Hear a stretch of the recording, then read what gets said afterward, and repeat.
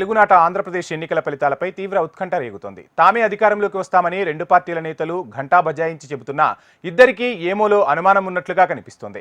అలాగే తాము అధికారంలోకి రాకుండా పోతామా అన్న ధీమా కూడా వ్యక్తమవుతోంది. అయితే ఎవరు గెలిచినా ఈసారి మాత్రం రాజధాని అంశమే అక్కడ కీలకంగా తయారైంది. ఈ ఎన్నికలు ఆంధ్రప్రదేశ్ రాజధాని విషయంలో ప్రజా తీర్పు అనే అభిప్రాయం సర్వత్రా వ్యక్తమవుతోంది.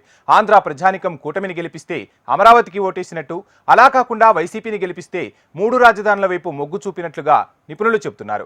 రాజధాని విషయంలో ఇంతకు మించిన ప్రజాభిప్రాయం లేదంటున్నారు రాజకీయ పరిశీలకులు. మరి ఆంధ్రప్రదేశ్కు రేపటి రాజధాని ఏది?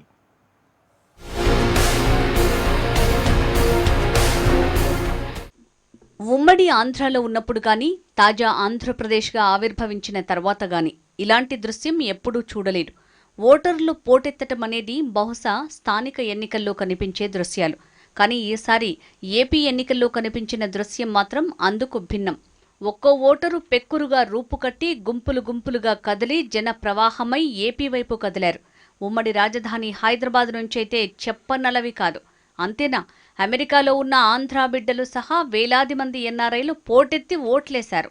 ఈ అనూహ్యమైన పోల్ సీన్తో ఆంధ్ర రాజకీయ పార్టీలు తమ అంచనాలు సవరించుకోవాల్సిన పరిస్థితి ఏర్పడిందంటున్నారు రాజకీయ పరిశీలకులు.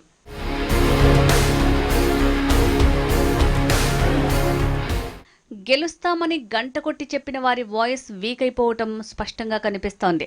మాట వరుసకు గెలుస్తామని చెప్పిన వారిలో ధీమా మరింత పెరిగినట్టు కనిపిస్తోంది. అప్పటి వరకు రకరకాల పేర్లతో సర్వేలు చేసిన చిన్నాచితక ప్రైవేట్ సంస్థలు కూడా తమ రిపోర్టులను సరిచేసుకునే పనిలో పడ్డాయంటున్నారు. పెద్ద సర్వే సంస్థలైతే వాటికి ఎలాగో తమదైన లైన్ ఒకటి ఉంటుంది. కానీ చిన్న చిన్న వాటి పరిస్థితి అలా కాదు. క్రెడిబిలిటీ కోసం పాకులాడటంలో చిన్న సంస్థలను మించినవి ఉండవంటారు. అలాంటి యాజమాన్యాలు కూడా తాము వేసిన అంచనాలను రీరైట్ చేసుకున్నాయంటున్నారు. మరి ఈ దశలో ఏపీలో గెలుపెవరిది? వైనాట్ 175 అంటూ మొదటి నుంచి చెప్తూ వచ్చిన వైసీపీ ఆ తర్వాత ఆ నంబర్ ఎత్తకుండా అధికారం అందుకుంటామని కాస్త మెత్తబడింది. అంటే తాము ఆశించిన నంబరింగ్ రావటం లేదని అంగీకరిస్తున్నట్టే కదా. అటు కూటమి నేత చంద్రబాబు నాయుడు ఈసారి పక్కా అంటూ మొదటి నుంచి స్టేట్మెంట్లు ఇస్తున్నా ఆయన వాయిస్ మాత్రం అంత పటిష్టంగా కనిపించటం లేదు. కానీ ఓటర్లంతా పొలోమని విరుచుకుపడ్డాక బాబు గొంతులో బలం పెరిగింది. దీంతో తమకు పవర్ పక్కా అని బల్లగుద్ది చెప్తున్నారు టీడీపీ బాస్.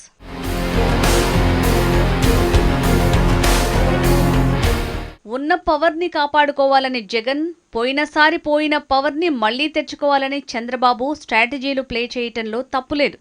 ఎవరి ఆశల అంచనాల్లో వారు తేలిపోతూ ఉండటంలో తప్పులేదు. అయితే వారి అంచనాలకు అందని ఓటర్ల పోల్ పల్స్ ఈసారి అండర్ కరెంట్గా పనిచేసిందంటున్నారు. అదేంటంటే ఏపీ రాజధాని అంశమే అంటున్నారు రాజకీయ విశ్లేషకులు.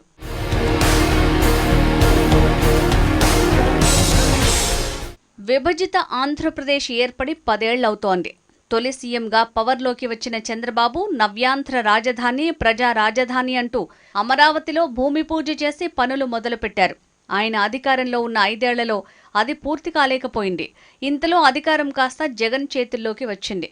తొలుత అమరావతి వైపు ఆయన మొగ్గు చూపినా ఆ తర్వాత అందులో అవకతవకలు బాగా జరిగాయని, భూసేకరణలో గోల్మాళ్లు జరిగాయని, దాన్ని అలాగే కొనసాగిస్తే సామాజిక అసమతుల్యతలకు తావిచ్చినట్టవుతుందని చెప్తూ 3 రాజధానుల అంశాన్ని తెరమీదికి తెచ్చారు జగన్.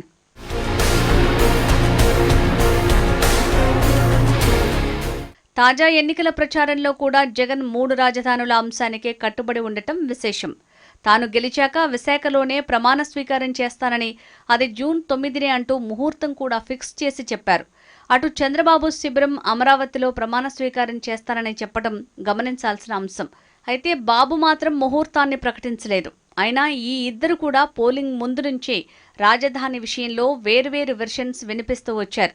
అందులో మరో అభిప్రాయానికి తావు లేకుండా ఇద్దరూ క్లారిటీగా ఉండటమే ఆసక్తి రేపుతోంది. మరి ఈ క్రమంలో ఏపీ ప్రజలు ఏ ప్రాంతాన్ని రాజధానిగా కోరుకుంటున్నారు? ఏపీ ప్రజలు కూటమిని గెలిపిస్తే వారు అమరావతి వైపు మొగ్గినట్టు. అలా కాకుండా జగన్కు మళ్లీ పగ్గాలు అప్పజెప్తే ముచ్చటగా 3 రాజధానులను ఎంచుకున్నట్టు అవుతుంది అంటున్నారు రాజకీయ విశ్లేషకులు.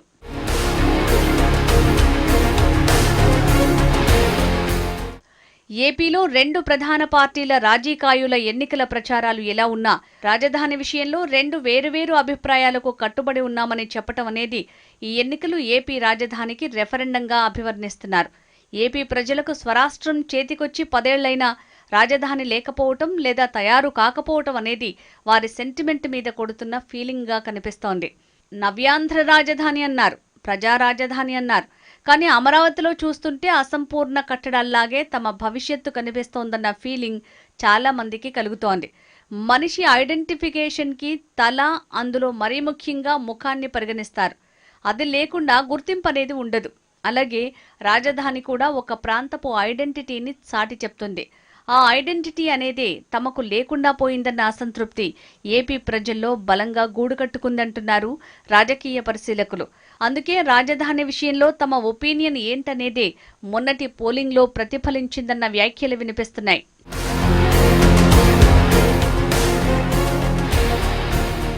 ప్రజల ఓటింగ్ సరళిని రాజధాని అంశం డ్రైవ్ చేస్తే కొందరు ఏపీ నేతలు రాజధానికి తాత్కాలిక ఉపశమనం వెతికే పనిలో పడ్డారు.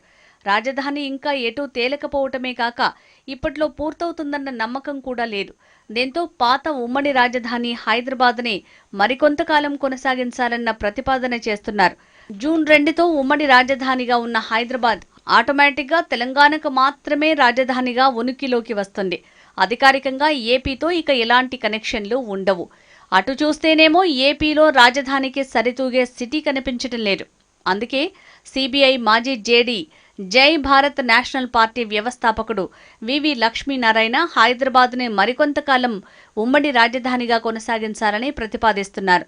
ఏపీలో రాజధాని పూర్తయ్యేదాకా హైదరాబాద్ను కొనసాగించాలని ఏపీ నేతలంతా ఇందుకోసం కేంద్రం మీద ఒత్తిడి తేవాలని అంటున్నారు. పార్టీలన్నీ కలిసి రాష్ట్రపతి ద్రౌపది ముర్ముకు ఒక మెమోరండం ఇవ్వాలంటున్నారు.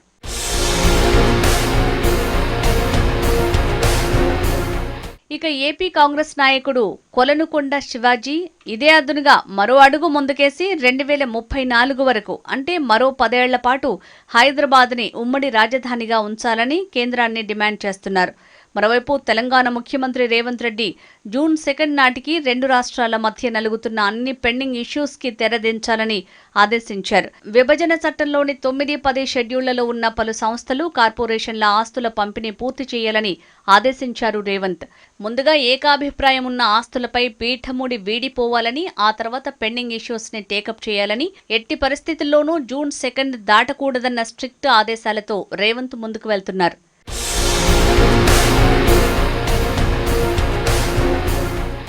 ఇలాంటి తరుణంలో లక్ష్మీనారాయణ వంటి కొందరు ఏపీ నేతల నుంచి వచ్చిన ప్రతిపాదనల్ని కేంద్రం సీరియస్గా తీసుకుంటుందా? అటు ఏపీ ముఖ్య నేతలైన ఈ విషయంలో ముందుకొస్తారా అన్న అనుమానాలు ఉండనే ఉన్నాయి. అయితే నాయకుల ఆలోచనలు, ఆల్టర్నేటివ్ స్టెప్స్ ఎలా ఉన్నా ఏపీ ప్రజల తీర్పు మాత్రం ఖచ్చితంగా రాజధాని ఎంపిక దిశగానే సాగిందన్న అభిప్రాయాలు సర్వత్రా వినిపిస్తున్నాయి. మరి వారి తీర్పు అమరావతిని ఎంచుకుంటుందా, 3 రాజధానులతో ముడిపడి ఉంటుందా అన్నది జూన్ 4న వెలువడే ఫలితాలతో తేలిపోతుంది.